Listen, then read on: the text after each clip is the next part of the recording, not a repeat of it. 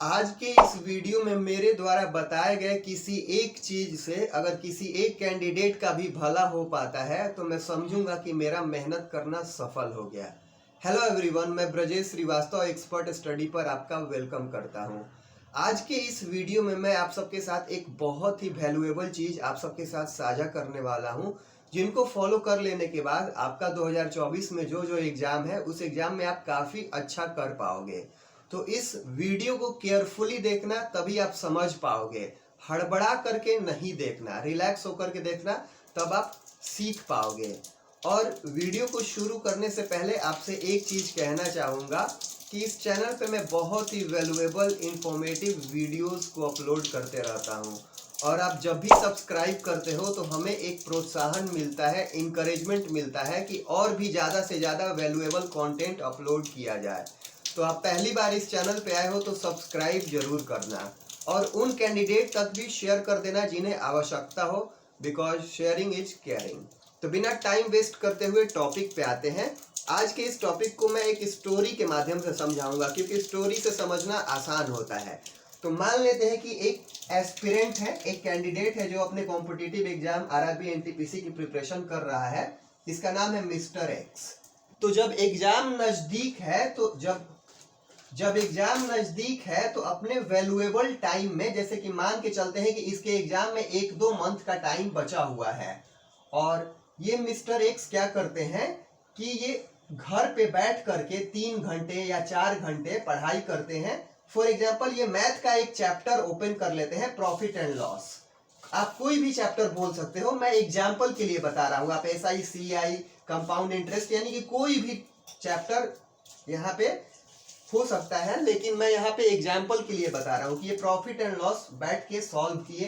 3-4 घंटा profit and loss बैठ करके सॉल्व किए, और आप बारीकी से ऑब्जर्व करिएगा तो आपको पता चलेगा कि एग्जाम में प्रॉफिट एंड लॉस से कितने क्वेश्चन आएंगे। 1 आएगा, या बहुत आएगा तो 2 आएगा। यानी कि इन्होंने 3-4 घंटा वैल्यूएबल टाइम स्पेंड किया और उसका आउटपुट सिर्फ 2 मार्क्स मिल पाया। अगर बेस्ट केस सिनेरियो में इनका सवाल बन भी जाता है तो यानी कि इनके 4 घंटे में सिर्फ 2 क्वेश्चन के ही आउटपुट निकल पाए। यानी कि देख करके तो ऐसा लगेगा कि वो एस्पिरेंट मेहनत कर रहा है, बहुत पढ़ रहा है, लेकिन इस पढ़ाई का आउटपुट सिर्फ 2 ही क्वेश्चन है। क्या हम इसे स्मार्ट स्ट्रेटेजी कहेंगे? यानी कि हमारा 4 घंटा वैल्यूएबल टाइम खर्च करने के बाद भी 2 ही सवाल बन पाएगा एग्जाम में, क्योंकि हमने उस चैप्टर से वो पढ़ रखा है। तो इसको सही स्ट्रेटेजी कही जाएगी तब जब हमारा एग्जाम नजदीक हो, 1-2 महीने का टाइम बचा हुआ है। तो आप लोगों के मन में सवाल आ रहे होंगे कि करना क्या है। बहुत ही सिंपल है, मैं बता रहा हूँ कि ये कैंडिडेट 3-4 घंटा बैठ करके एक चैप्टर सॉल्व किया। तो इस 3-4 घंटा आपको टाइम स्पेंड नहीं करना है, आपको 1 घंटा लगा करके टाइम एक PYQ जरूर देना है, एक प्रीवियस ईयर क्वेश्चन पेपर। जब ये aspirant previous year question paper solve करेगा तो इस प्रीवियस ईयर में वो प्रॉफिट एंड लॉस वाला भी क्वेश्चन आएगा, साथ में simple interest, compound interest, trigonometry, algebra, geometry, number system, average, यानी कि वो मैथ्स के सभी चैप्टर के सवाल आएंगे, और साथ में रीजनिंग के भी सभी सवाल आएंगे, और जीके के भी सभी सवाल आएंगे। पहले वाले स्ट्रेटेजी में क्या था कि 3-4 घंटा वैल्यूएबल टाइम खर्च करने के बाद 2 ही क्वेश्चन के आउटपुट निकल पा रहे थे, लेकिन इस स्ट्रेटेजी में क्या होगा कि 1 घंटा खर्च करने पे हमारे पास 100 क्वेश्चन के आउटपुट निकल पा रहे हैं।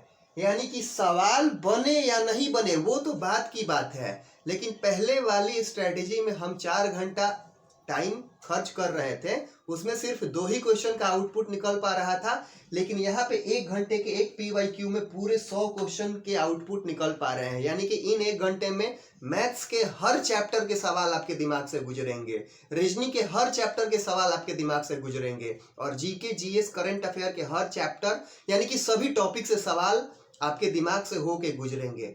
आप केयरफुली ऑब्जर्व करोगे कि पहले वाली स्ट्रेटेजी में बस 1 या 2 क्वेश्चन ही हमारे दिमाग से होके गुजर पा रहे थे, लेकिन दूसरी स्ट्रेटेजी में पूरे 100 क्वेश्चन दिमाग से होके गुजर पा रहे हैं। एक बात का ध्यान रहे कि सवाल बने या नहीं बने वो तो बात की बात है, पहले हमारे दिमाग से पूरे क्वेश्चन होके गुजरने चाहिए।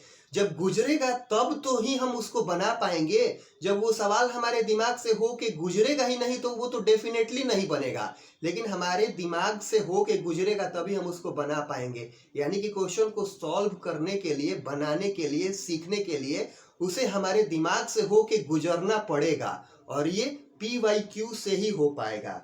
तो बहुत सारे एस्पिरेंट क्या करते हैं कि वो ये सोचते हैं कि जब तक मेरा किताब अच्छे से कंप्लीट नहीं हो जाएगा तब तक मैं PYQ सॉल्व नहीं करूंगा, नहीं करूंगी।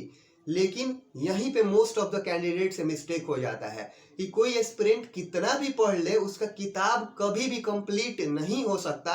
आप कितना भी पढ़ लो कोई टॉपिक छूट ही जाएगा, और ऐसे में क्या होता है कि हमारा वैल्यूएबल टाइम बीतते जाता है और हमें रियलाइजेशन भी नहीं हो पाता है कि हम सही डायरेक्शन में पढ़ पा रहे हैं कि नहीं पढ़ पा रहे हैं। तो जो मैं स्ट्रेटेजी आपको बता रहा हूं, आप केयरफुली इसको देखना। आपने एक PYQ दिया और इस PYQ में कम स्कोर आए, तो इस कम स्कोर को देख के आपको बिल्कुल नहीं घबराना है, क्योंकि इसको आपको एक अपॉर्चुनिटीज की तरह लेना है कि हमने तो घर में ही PYQ दिया और हमें पता चल गया कि मेरा कम स्कोर आ रहा है, यानी कि अपनी वीकनेस पता चल पाई और उसी एरिया पे हम काम करेंगे। यानी कि हमें चीजों को ऑब्जर्व करना है, सीखना है, तभी हम औरों से आगे निकल पाएंगे। नहीं तो सारे लोग जैसे कर रहे हैं वैसे हम भी करें तो सारे लोग के जैसे रिजल्ट आते हैं वैसे भी हमारा रिजल्ट आएगा।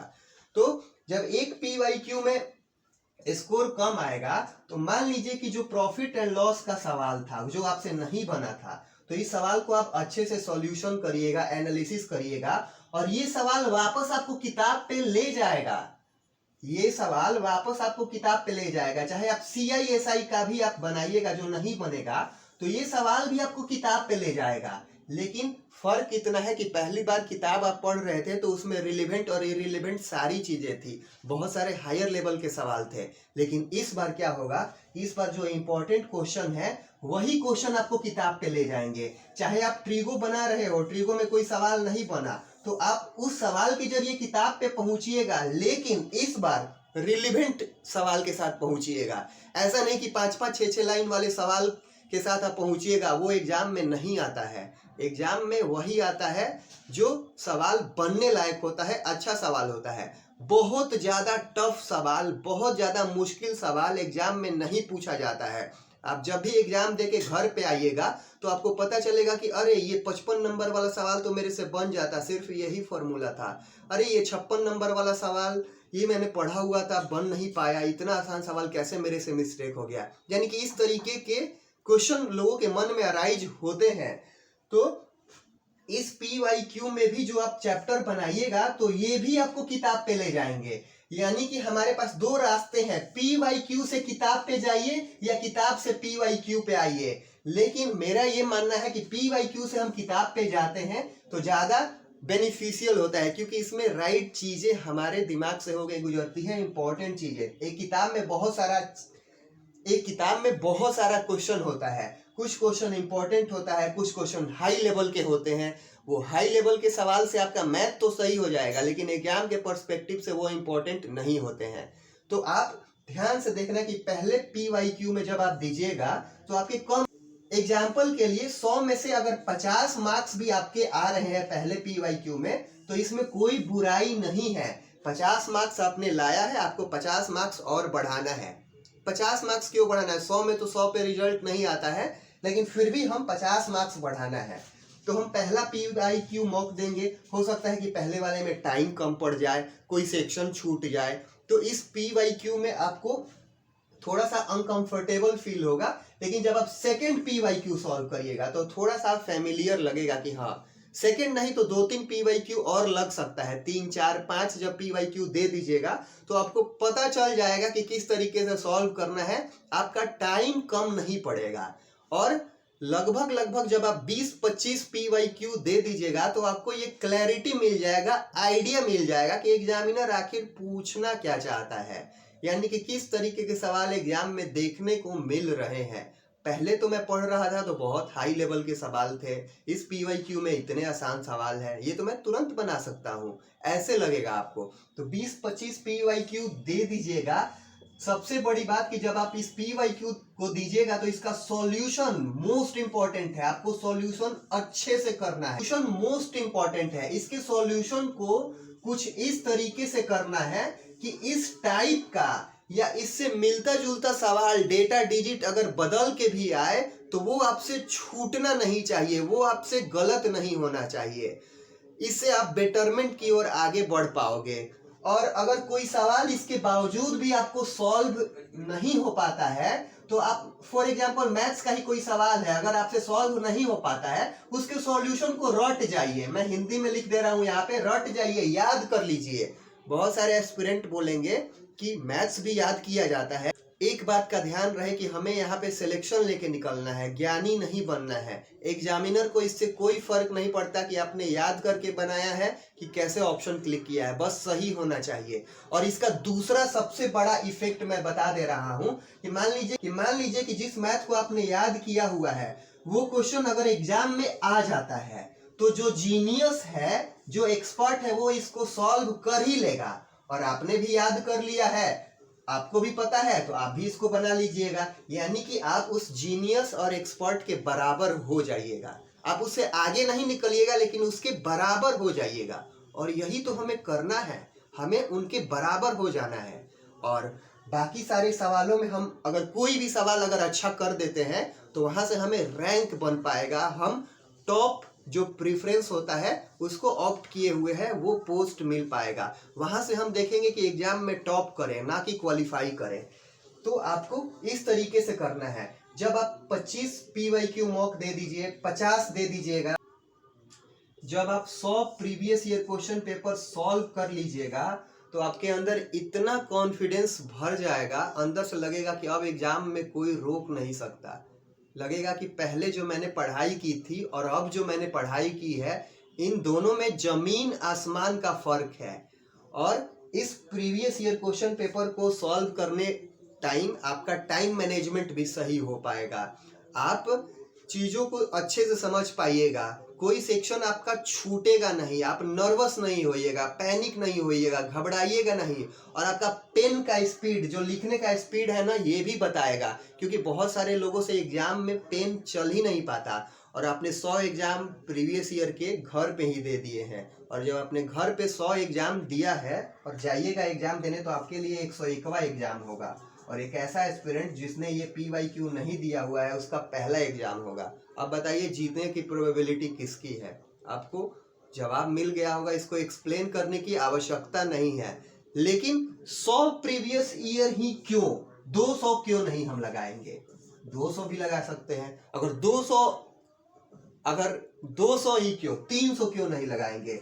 आपको पता होगा कि रेलवे के एग्जाम में इतने सारे मल्टीपल शिफ्ट में पेपर हुए हैं, एनटीपीसी के, ग्रुप डी के, एएलपी टेक्नीशियन के, यानी सारे एग्जाम के प्रीवियस ईयर को आप इंक्लूड कर लीजिएगा तो बहुत ज़्यादा हो जाएंगे। तो आप जितना ज़्यादा सॉल्व करिएगा एग्जाम आपके लिए उतना आसान बनते जाएगा। और आई होप कि आज का ये वीडियो आपके लिए बहुत ही हेल्पफुल रहा होगा।